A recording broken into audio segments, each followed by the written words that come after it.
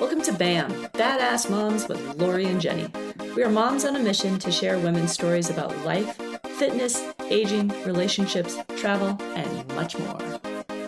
Hello, friends, and thanks for listening. I just wanted to take a second to give you a quick reminder about subscribing to the show. If you have not already, just take a moment and do so. This will make sure that you never miss a daily bite or an upcoming episode.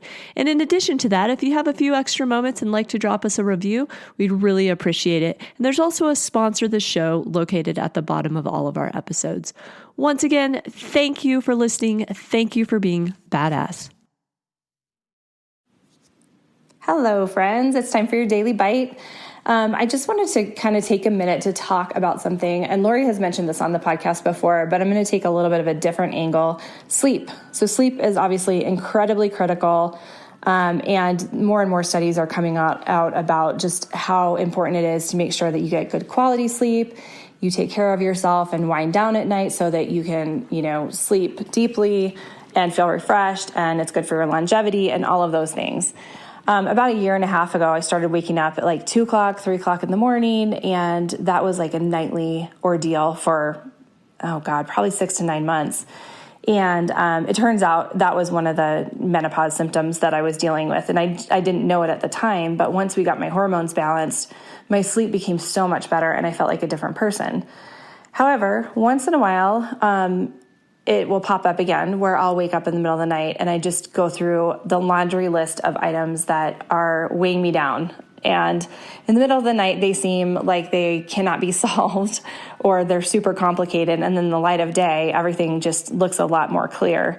So I was trying to figure out what is it right now that's really on my mind, that's really stressing me out. And I think that, I'm in a huge life transition, and even though it's more my kids that are in a life transition, both graduating, one from college, one from high school, that also affects my life, right? It affects, my household. It affects how I care for them, how I worry about them, our family unit, all of those things. And so the way I'm thinking about it right now is, even though in the middle of the night when I wake up, I'm thinking about the most random, tedious things that have to get done, I actually think that it is just a symptom of worrying about my kids and their future, which might sound strange, but that's the one thing that's really weighing on me. And the next morning when I wake up and I look at the list of crap that I wrote down from the night before so that I could write it down and go back to sleep and take care of it in the morning,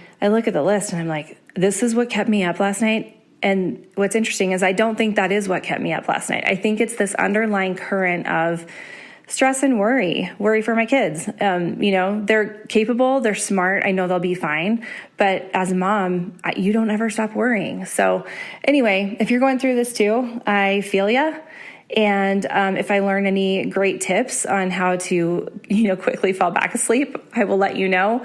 Right now, the thing that I do, I sleep with my iPad next to my bed, which is a no-no for sleep, but I keep it on dark mode. And so I'll email myself just my list of stuff that I'm worried about in the middle of the night so I can just get it out of my brain, work on it the next day.